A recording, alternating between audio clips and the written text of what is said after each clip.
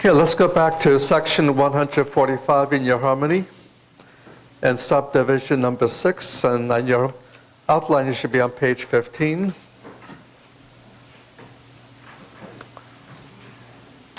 We're dealing with the answer to the first question there, the sign of Jerusalem's fall.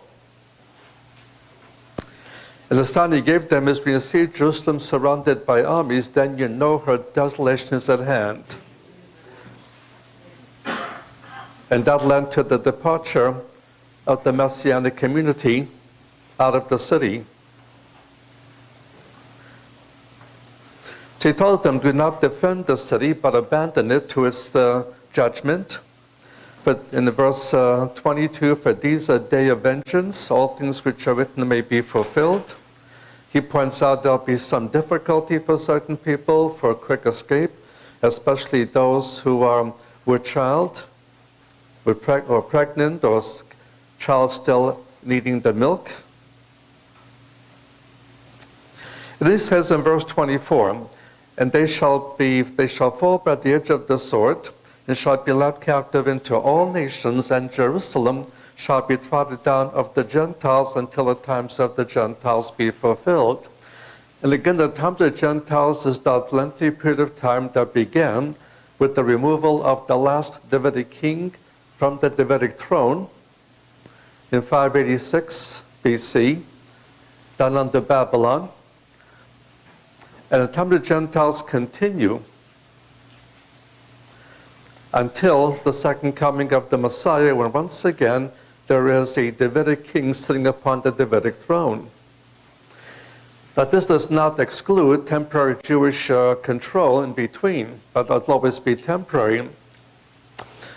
Now, I was in Israel during the Six-Day War, and 2 months later I finished my studies at the university. When I came back to the USA, I heard all of these rumors that the Jews were importing stone from Bedford, Indiana, to rebuild the temple. You only have to spend 1 or 2 days in Israel to learn about one basic truth. The last thing Israel needs to import from anywhere is rocks and stones. Israel has plenty of its own.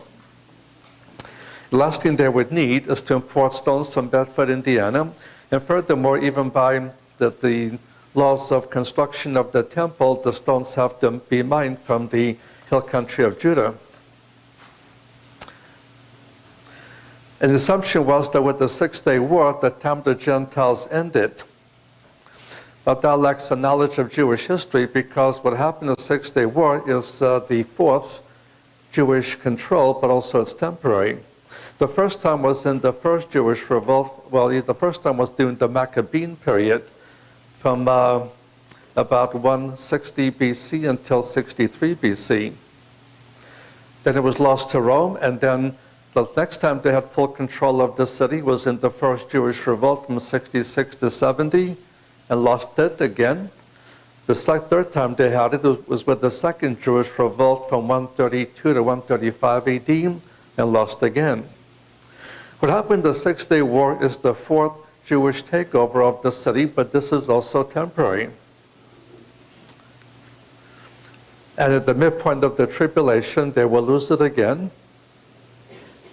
In Revelation 11, verse 1 and 2, Revelation 11, verse 1 and 2 points out the Gentiles will still retake the city and control it for 3.5 years, the second half of the tribulation.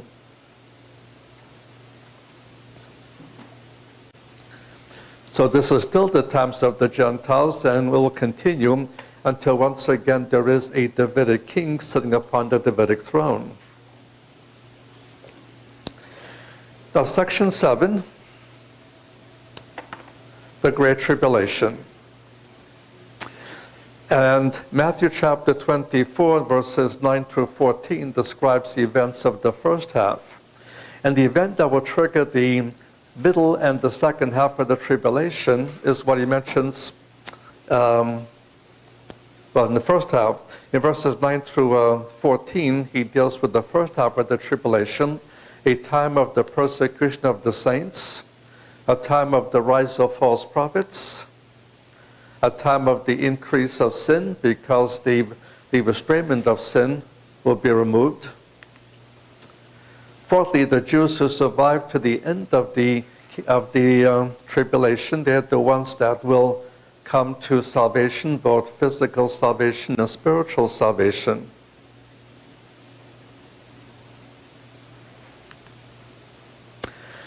In verse 14, he points out they will succeed in preaching the gospel of the kingdom throughout the whole world. In Revelation 7, that will be done by the 144,000 Jews that will present the gospel throughout the world in the first half of the tribulation.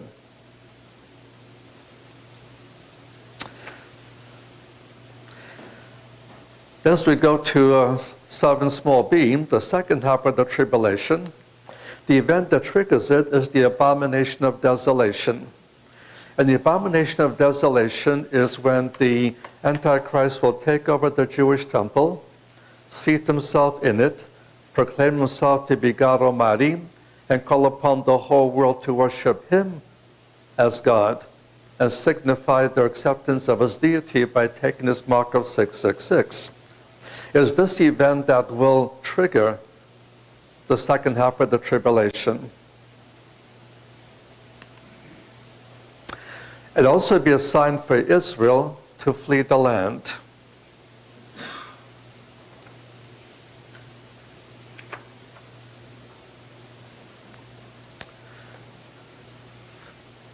And in Matthew's account, they flee to the mountains. In Revelation chapter 12, verse 6, they flee to desert territory.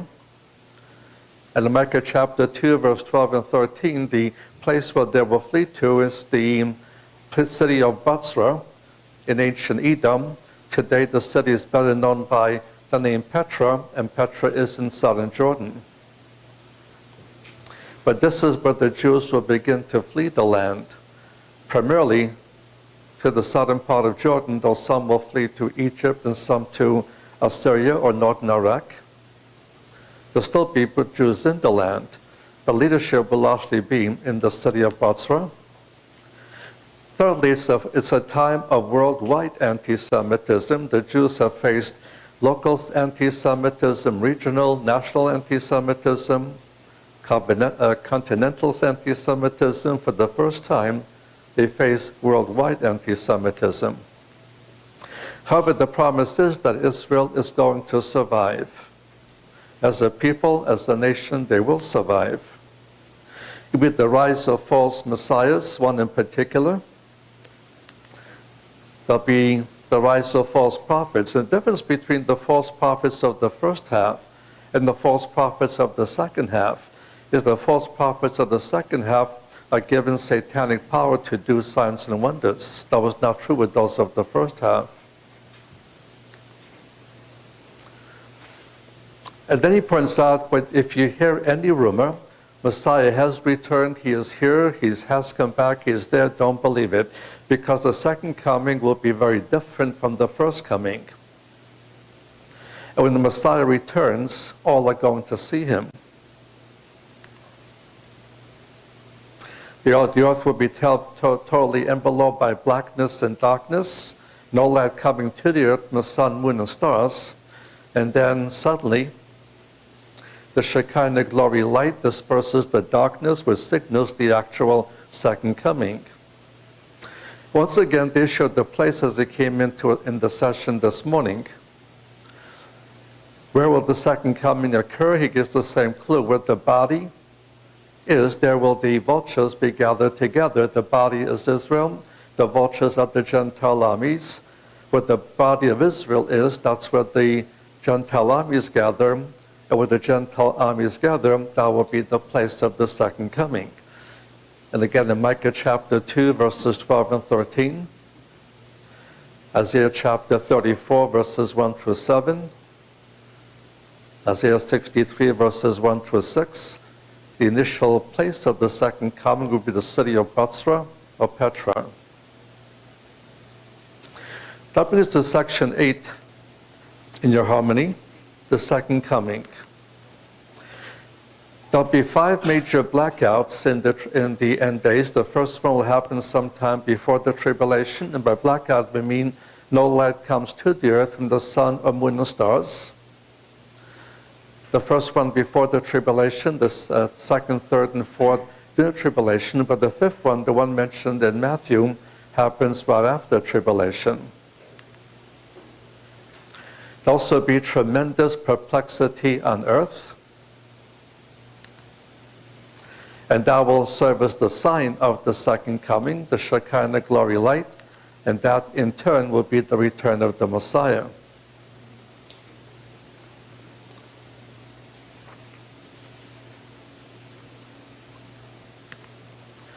The ninth segment is the regathering of Israel. What he does here in Matthew's account, verse 31, in the one simple verse or sentence, he summarizes a lot of prophecies from the Hebrew Bible.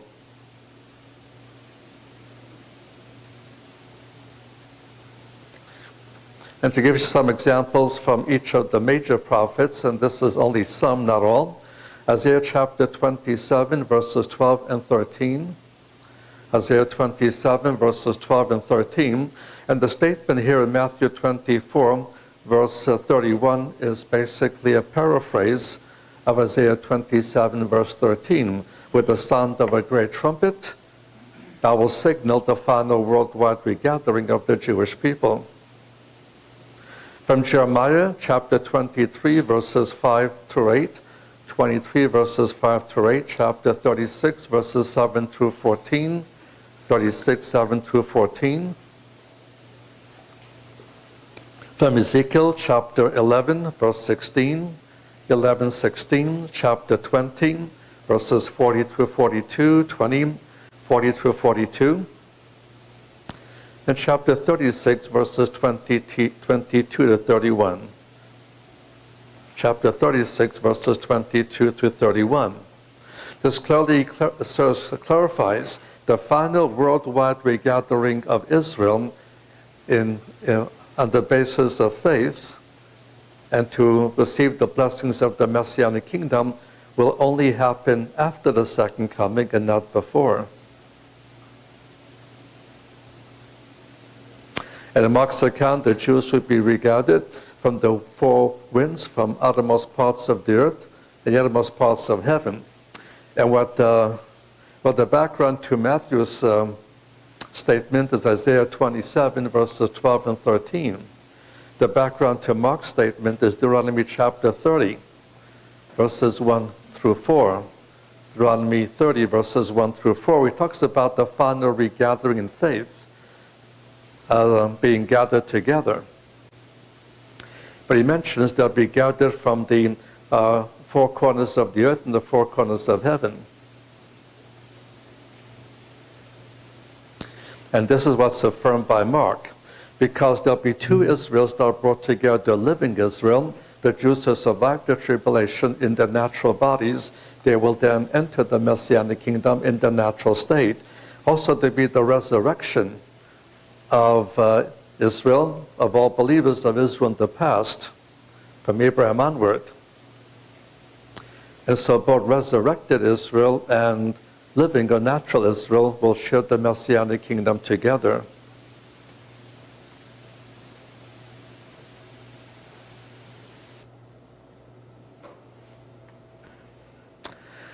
Section 10, the exhortation found in Luke's account. When you see these things begin to come to pass, and in Luke's account of the Olivet Discourse, the antecedent to these things is the sign of Jerusalem's destruction that occurred in AD 70. He does not say only when you see all of these prophecies finally fulfilled, then look up because your redemption draws nigh.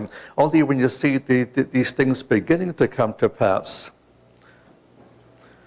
And so once Jerusalem and the temple were destroyed, that fulfilled any prophecy that would have to be fulfilled before the rapture. And that rendered the rapture of the church imminent. It can happen any moment of time.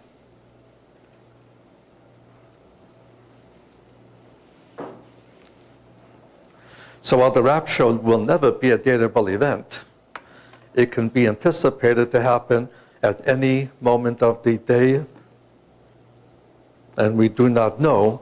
We know it will happen before the tribulation. We don't know how much time before the tribulation.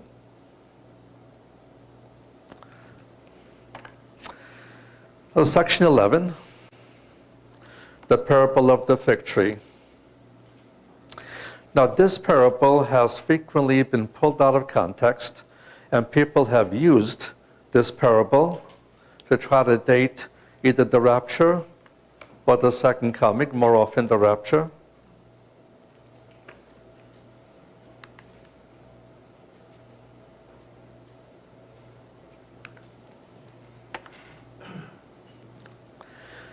And they made certain assumptions they didn't check out exegetically. First of all, the fig tree has to represent Israel. And secondly, the term generation has to be 40 years. Now, when things are used in Scripture, they're used in three different categories. Literal as literal, literal as a symbol, or an application, and then purely symbolic. Literal as literal, a fig tree is a fig tree. Literal as an application, and then simply as a symbol.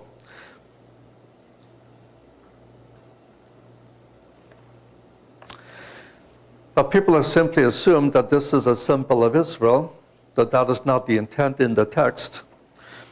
It's because, therefore, since the picture represents Israel, so that's Israel becoming a state in 1948, as since after generation, everything is fulfilled, and therefore the second coming, or more often the rapture, will have to happen in 1983, because the 40 years end in 1988. And subtract 7 years for the tribulation, and so the rapture will come about 1982, 1983. And so in the late 70s, several books came out trying to prove that that's when the rapture will occur. And then by the time January 1983 1984 came around, all those books went out of print. Things quieted down for a while, and then about 1986, new books started to come out to try to prove the rapture will happen in 1988. And one of the most popular of these books was a book called Why the Rapture Will Come. It was called 88 Reasons Why the Rapture Will Come in 1988. I was getting so many letters of questions about what I thought about the book. I finally put a manuscript together entitled 88 Reasons Why That Book is Wrong.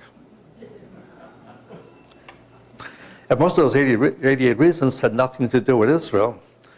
Most of it had to do with the way things are here in the USA, what kind of Congress it was, and so on. And so when 1988 came and went, he then put out another book which says I made a one-year mistake in my calculations.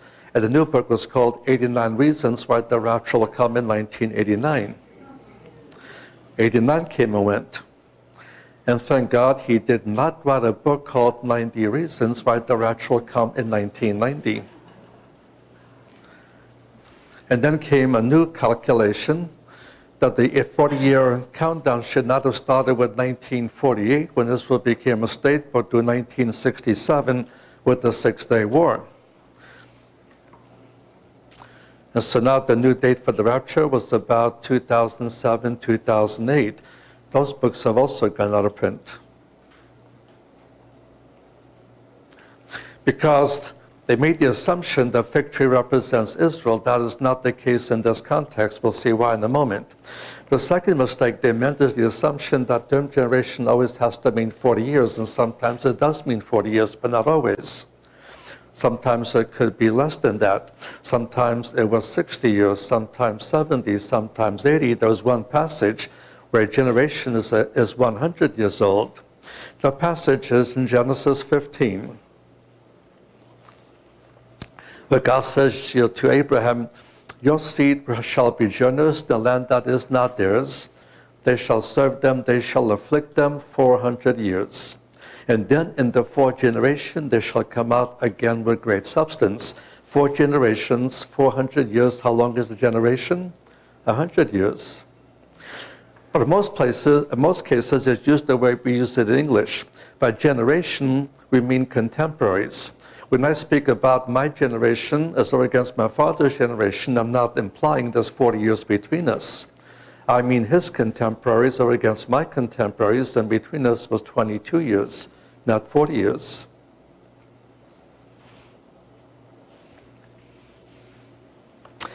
So exactly what is he using the fig tree as?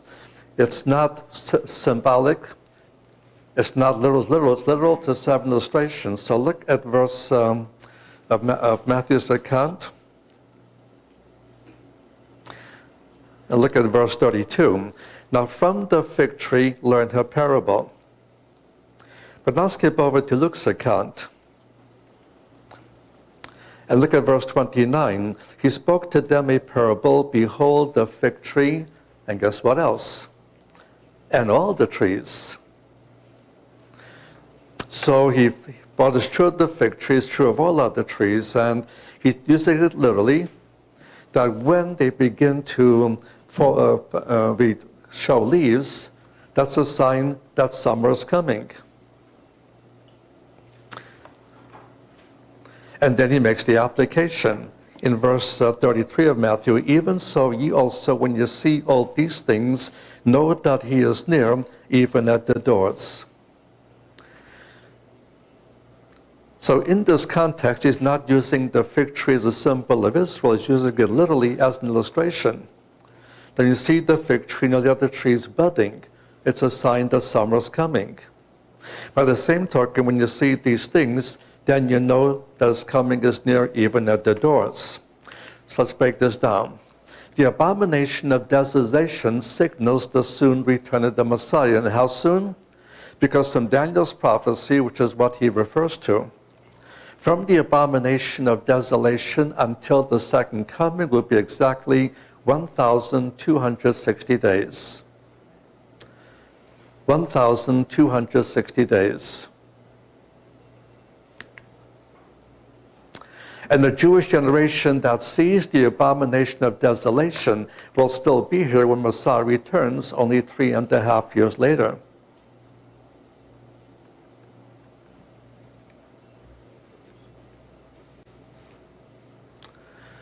Because from the abomination to the second coming is exactly 1,260 days. The abomination of desolation signals Satan's last attempt to annihilate the Jews once and for all, before they have a chance to plead for the Messiah to return. And the goal of this worldwide Nazi-like extermination is to avoid the second coming.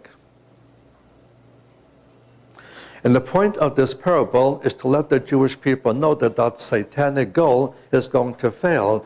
So the same Jewish generation that sees the abomination of desolation will still be in existence when Messiah returns 3.5 years later. So the point of this account is to bring a word of comfort to the Jews living in the tribulation, and more specifically in the second half of the tribulation, that the attempt to annihilate the Jews will fail.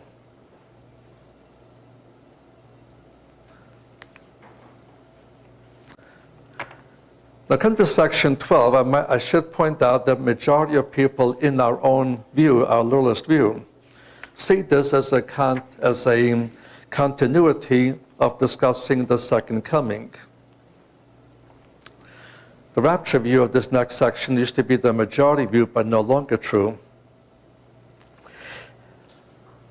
And the main reason for taking it to be a continuation of the second coming is that before, in the previous context, that's what he was talking about, the second coming, so it's natural to anticipate. He's continuing the topic, so this section is the second coming, not the rapture. I hold to the rapture view. I'll give you my reasons as we proceed through the text. First of all, if you look at Matthew's account, verse 36, with the word but, the Greek behind it is the two Greek words peri de. Peri de. And in Greek grammar, this is known as a contrastive. What it generally means is, with a very few exceptions, what it generally means is that what he was talking about was one thing before he says perider, but now with perider he's introducing a new topic. And a very good example of this is the book of 1 Corinthians. He deals with one topic after another topic after another topic. In English it simply says, but concerning this, but concerning that. But in Greek it's always perider. He's finished what he was talking about, he's now introducing a new topic. That's the way it should be understood here. He has been talking about the second coming, but now he's introducing a new topic. As to the question of when this event will occur, it says nobody will know. Again, the rapture will never be a datable event. Every time you see a new book telling you the date of the rapture, don't buy it. And just between you and me, I believe the rapture would have already happened if people would quit setting dates for it.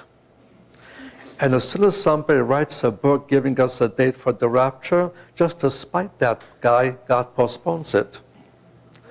You want it to come soon? Don't date it. Now the second coming will someday be datable because it happens exactly 7 years after the signing of the covenant between Israel and the Antichrist. It happens exactly 1,260 days after the abomination of desolation. The second coming will someday be a datable event, but the rapture will never be a datable event. Furthermore, the event he describes here comes when things are normal on earth. So at the time of the rapture, things go along normal. People marry and give in marriage to propagate the race, eating and drinking to sustain the race. But in the section of the second coming, things were very abnormal. There was a total blackout, anarchy, convulsions of nature.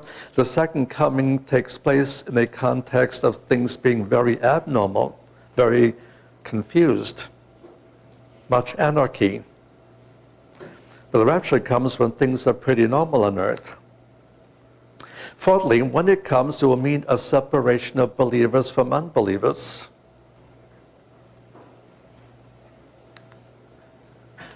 And therefore, he gives us a supplication to watch for the purpose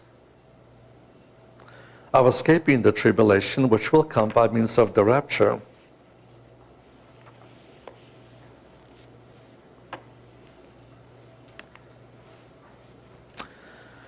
Now, in section 13, we have 5 parables at the end of Matthew 24 and the beginning of Matthew 25. And these 5 parables urge 3 basic elements: watchfulness, readiness, and laboring. Now, in Jewish parabolic teaching, you to tell one parable or several parables, you make the application at the end. And the application at the end will be with the judgment of the sheep and the goats, the judgment of the Gentiles in Matthew 25, verses 31 through 46. The first parable is the parable of the porter. And the parable of the porter emphasizes the aspect of watchfulness. So, verse 33, take heed, watch. End of verse 34, watch. Beginning of verse 35, watch. At the end of verse 37, watch. The emphasis is on watchfulness. The second parable, on the master of the house, emphasizes readiness. And you see that point made in verse 44, therefore be also ready, for an hour that you think not, the Son of Man comes. And the third parable is the parable of the faithful steward and faithful servant and evil servants. And here the emphasis is on working or laboring, as in verse 46, blessed is that servant whom his Lord, when he comes, shall find so doing. Now the contrast in these 3 and the other 2 is not a contrast between different categories of believers, but the difference between believers and unbelievers. In the fourth category, you have the parable of the 10 virgins, and that refocuses on the first two parables, the watchfulness and readiness.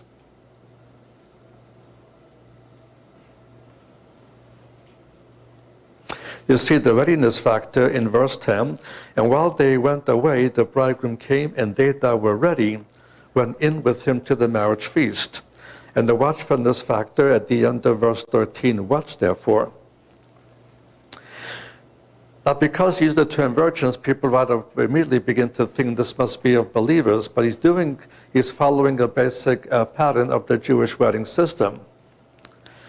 Because once the once the groom leaves his home to go to the place where the bride lives and to fetch her to his town or his home, the virgins of the town from where the groom was living would go to the edge of town. They're responsible to watch for the groom returning with the bride. And since it was never clear what time of day or time of night he might return, they would always have vessels of oil lamps. And they're responsible to then conduct the bride into the place for the mikvah, where she undergoes ritual immersion for ritual cleansing. And then they bring her to the place of the wedding ceremony.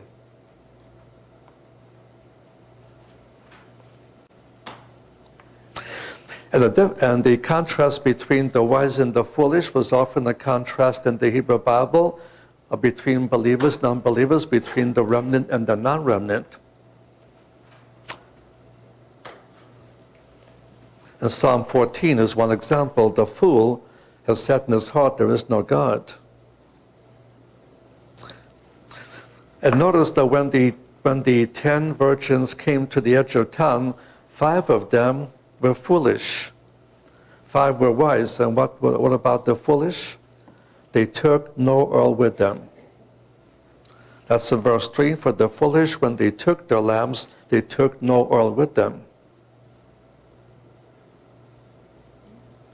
But the wise were the ones who brought oil in the vessels. And oil is a common symbol of the Holy Spirit. The foolish ones are not spirited, and the wise ones are. So again, it is the wise that go into the wedding feast, as in Matthew 22, so also here in Matthew 25. The wedding feast is a symbol of the inauguration of the Messianic kingdom. And the wise ones were the ones who went in, the foolish ones were excluded.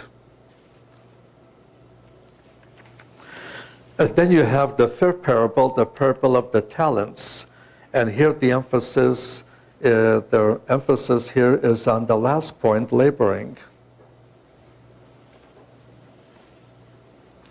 And when the king, before leaving, gave the funds to 3 of his servants, 2 of these servants were able to invest and make more, but the foolish one simply hid it away. And when the king returned for the judgment, notice what he says about the wicked, the unfaithful one in verse 26, you wicked and slothful servant. It's again a contrast between those who believe and those who don't believe. And the place of the unprofitable servant, in verse 30, cast ye out the unprofitable servant into outer darkness, and there shall be the weeping and gnashing of teeth. And that's 2 descriptive terms for the lake of fire. So in the physical world, the lake of fire provides light and provides heat. That will not be the case in the lake of fire. The fire is there only for the torment. But everyone there will live in total blackness and darkness. The example I gave early in the week, those who respond and say, I'd rather go to hell because that's where my friends will be, I point out, your friends may be there, but you never see them. You'll be very much alone as they will. But while you will not see them, you will hear them, but what you will hear is the second element, the weeping and gnashing of teeth. Weeping for the lost condition, gnashing of teeth because of their pain. You'll hear them and they'll hear you. Now, the application of these 5 parables is finally made in section 14, the judgment of the Gentiles. This is a judgment that occurs following the second coming, when the Lord returns with his angels, and he will sit on his throne of glory in verse 31. Well, Matthew does not tell us where this judgment occurs. This is found in Joel chapter 3, verses 1 through 3. If you're using a Hebrew Bible, it would be Joel 4. But in English Bible, Joel 3, verses 1 to 3.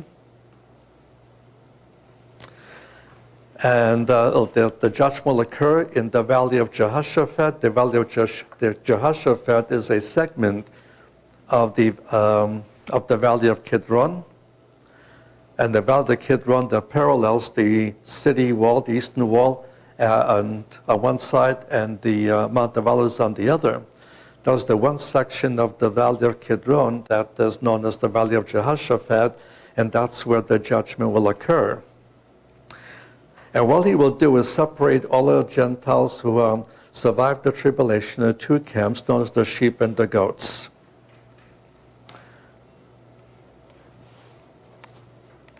And then he will say to the sheep Gentiles in verse 34, "Come ye blessed of my Father, inherit the kingdom prepared for you from the foundation of the world."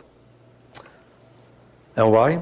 Because when I was hungry, you gave me food. When I was thirsty, you gave me drink. When I was naked, you gave me clothes. When I was in prison, you came to visit me.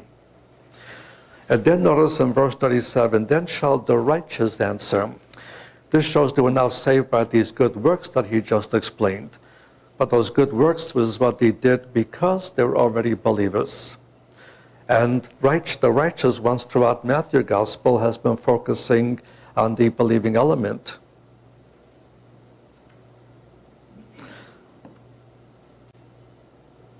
And Yeshua will answer them in that day, "Because you did it for these my brethren," meaning brethren in the flesh, the Jewish people, "you've done it unto me."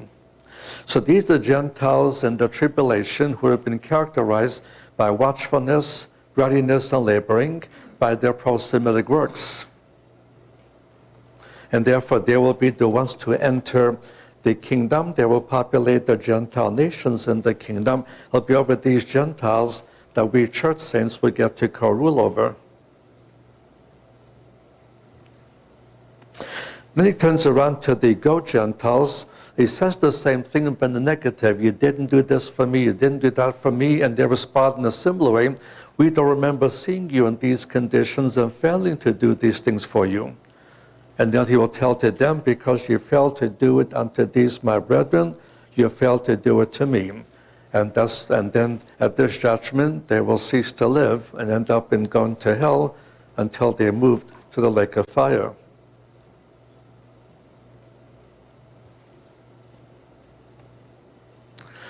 While the initial judgment determines who does and who does not enter the Messianic kingdom,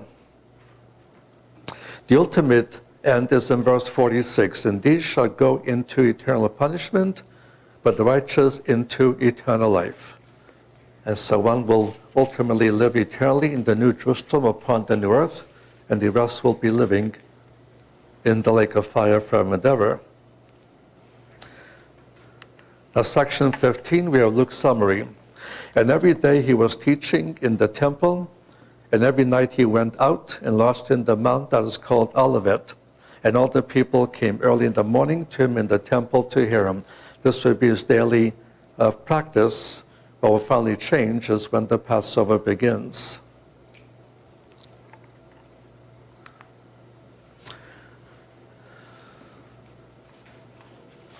You should be on page 16 if you're not there already. And now we come to capital B. The preparation for Messiah's death comprises sections 146 to 160. It's still the Jewish date of the 12th of Nisan, or Tuesday, April 4th, AD 30. In section 140, what happened to 146? Okay. The prediction of his death. And what you have here is the fourth announcement of his coming death. It's even dated this time. You note after 2 days the Passover comes. That is Tuesday, 2 days later will be Thursday. And on Thursdays when they'll be making preparations for the Passover and then partaking of it on Thursday evening. Now, section 147, the conspiracy of the rulers. Now, the leaders have been trying to find a way to get Yeshua arrested apart from the multitudes, and so far they've not been able to do it.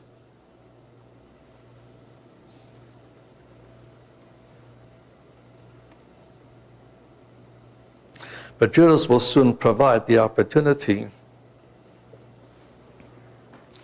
But notice the element of the conspiracy. In Mark verse 2, for they said, not during the feast, lest haply there shall be a tumult of the people. Keep in mind that the part of the conspiracy is they will carry out some kind of a way to arrest him, but they will not do it during the feast. Here's the satanic element in this conspiracy. So again, if he had died at any other time than that Jewish Passover, in any other way than by crucifixion, there would have been no atonement. It wasn't merely his death that was essential for the atonement. If his death was sufficient, then he could have died as a 2-year-old in Bethlehem as others died, and that would be sufficient, but that would be insufficient.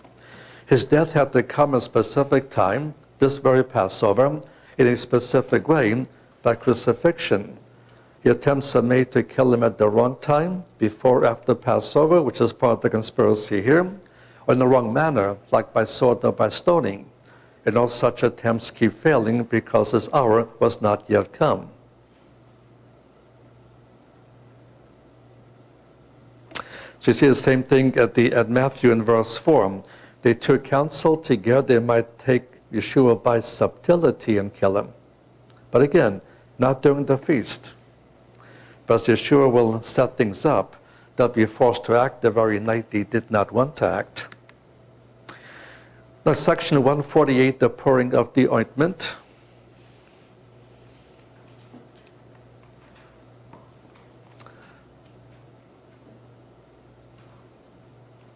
Now, the place of this special dinner, in Mark's account, verse 6, in Beit Anya or Bethany, in the house of Shimon or Simon the leper. This would mean he was a former leper, because he wouldn't be allowed to live in this house as a leper. And with him is Lazarus, that had been resurrected on the 4th day, and Mary and Martha, and Miriam. Not understand something the others do not understand, even the apostles don't understand. Because what she does, she pours out a pound of ointment of pure nard, and very precious, meaning very expensive. This was something a woman that was not well off would save up to be used only one time in her life, which would be for her wedding night. But what she decided to do with this very precious ointment is anoint the feet of Yeshua and wash Yeshua's feet with her hair.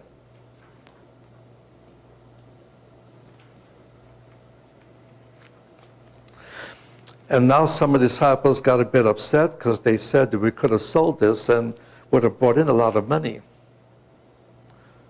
about 200 days' salary.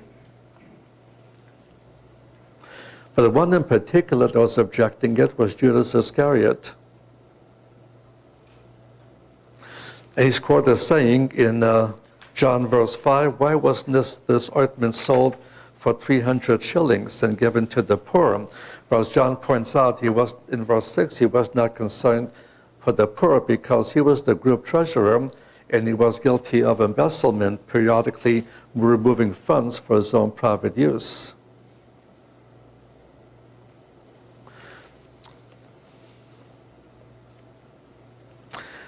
But then Yeshua told them not to be so condemnative.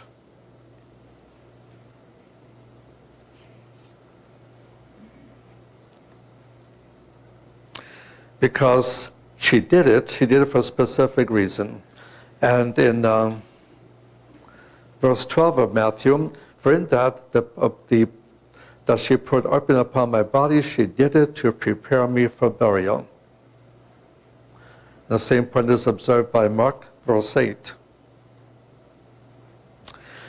That this shows that because she sat at the rabbi's feet, she came to realize and learn. And she understood something that the apostles won't understand till after the resurrection. And so she'll be well honored in the course of time in Matthew verse 13, wheresoever this gospel shall be preached to the whole world, that also which this woman had done shall be spoken of for a memorial for her. And what happened to Judas Iscariot on this night is now he decides to carry out the betrayal. Brings us to section 149, the promise to betray. Because of Judas's weakness, in verse 3 of Luke notice, Satan entered into Judas. So many have been possessed by demons. The case of Judas is not just a common demon, it's Satan himself.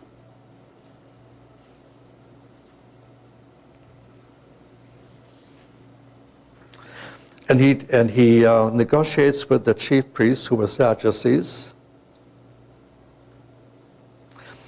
And in the course of their negotiations, they finally agreed to a price for betrayal, and the price was, in verse 15 of Matthew, 30 pieces of silver.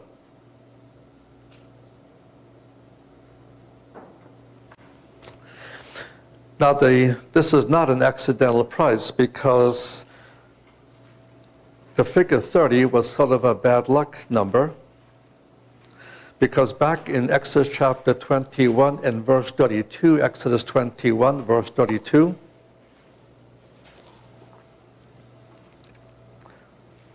if you owned an ox and your ox gored to death your neighbor's slave, you're obligated to pay your neighbor the amount of 30 pieces of silver. This was the valued amount for a dead slave. As time progressed, this became a figure of bad luck, more like an insulting figure. If you wish to show contempt for somebody, you would give them 30 pieces, and what you were conveying is, how much are you worth? You're worth the price of a dead slave.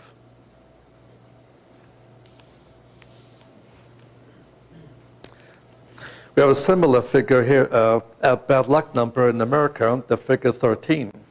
It's considered a bad luck number. And in my travels, I sometimes stay in cities that have these high-rise motels or hotels. Now look at the elevator buttons, and there's no floor 13. It goes from floor 12 to floor 14. Floor 13 has been raptured somewhere, it's gone. And the same negativism that people feel for the number 13 was true of number 30. So when Zechariah becomes a prophet in Zechariah 11, verses 3 through 13, verses 4 through 14, Zechariah is told to play a messianic role, the role the Messiah himself will play, and feed a flock already destined for slaughter. And after feeding the flock, he was to go before the Jewish leaders and say, we did not agree to any salary up front, so just pay me what you think my work is worth to you. If it's worth something to you, pay me accordingly. If it's worth nothing to you, then pay me nothing, and that's fine. It would have been less insulting to pay him nothing, but what they pay him is 30 pieces of silver.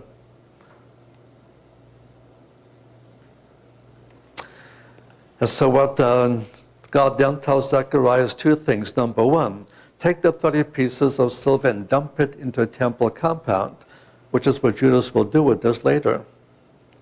But the second thing God says, this was the goodly prize I was prized of by them. This was the goodly price I was prized of by them. I was valued at the price of a dead slave. And when the chief priests were negotiating to Judas, they wouldn't settle for 29 or 31, which is what people often do to avoid the figure 30. But they deliberately chose 30 to show their contempt for Yeshua. He's worth nothing more than a dead slave. There's one more thing we should notice about these 30 pieces of silver. Coming from the chief priests who would come from the temple treasury, one purpose of the temple treasury was for the purpose of purchasing sacrifices. Now, this was not their intent that day. That's what they did that day. They purchased a sacrifice for sin. Now, what they needed Judas for was for three main reasons. The first reason, which is what they expressed earlier, was to show where Jesus could be arrested away from the multitudes. Where Jesus could be arrested away from the multitudes. They know who he was, but where could be arrested apart from the multitudes? He will accomplish this first purpose. The second reason he was needed had to do with a point of Roman law.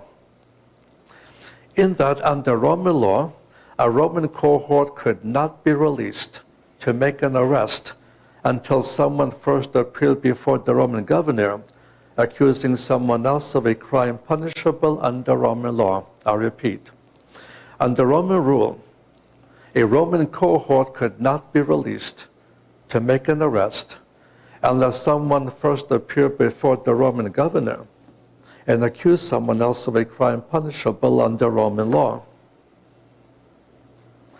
And he will accomplish this purpose. He will receive a Roman cohort to make the arrest. The third reason he would be needed is that the civil trial. He will not be needed for the Jewish trial, and it was not permissible for a disciple to testify against his rabbi. But he will be needed to serve as the prosecuting witness at the Roman trial. And as we shall see, he will fail to fulfill this third function.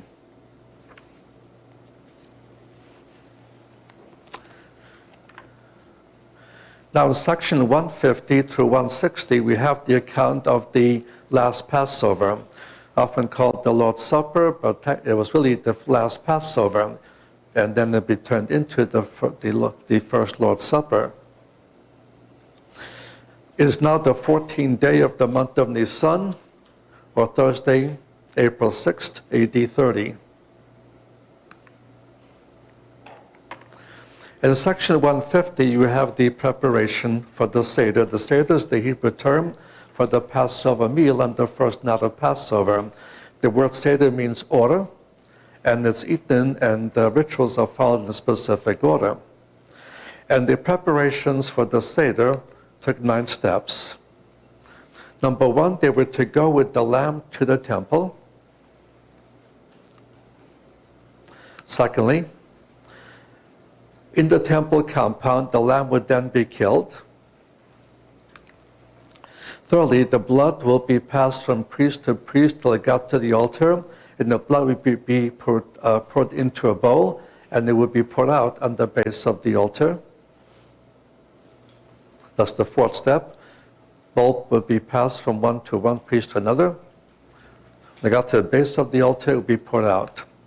5th stage is to sing Psalm 113 through 118. Psalms 113 through 118, and 118 is a messianic psalm.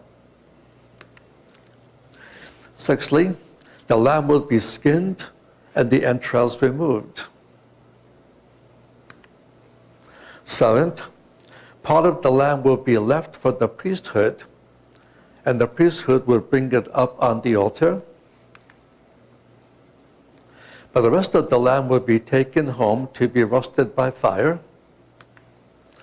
And the 9th stage, other Passover items will be prepared, like unleavened bread, bitter herbs, and the wine.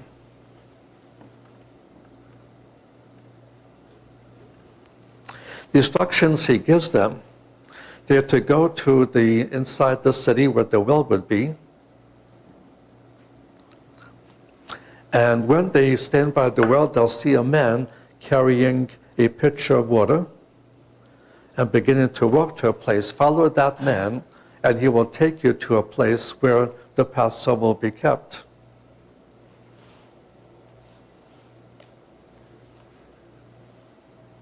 So obviously Yeshua had made a number of preparations to where this last Passover will be observed. And the place it would be was referred to as the Aliyah. In modern Hebrew, Aliyah emphasizes immigration to Israel, but it was also named for the large upper room. It would be the best room and the biggest room, and it would have an outdoor stairwell leading up to it, and that's where they could have privacy in observing the last Passover.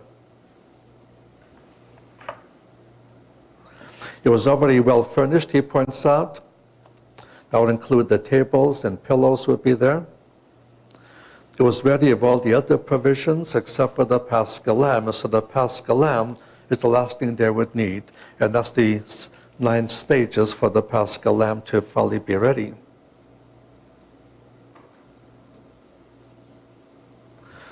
And that is where they prepared to observe the Passover. Now in church tradition, this was the home of John Mark. And later, this was the place when the church would be born in Acts chapter 1, verse 13. The birth is actually chapter 2, verses 1 through 4, but where this happens is in Acts 1, verse 13. Okay, time for your break, so take your half-hour break. We'll continue this at 8 o'clock.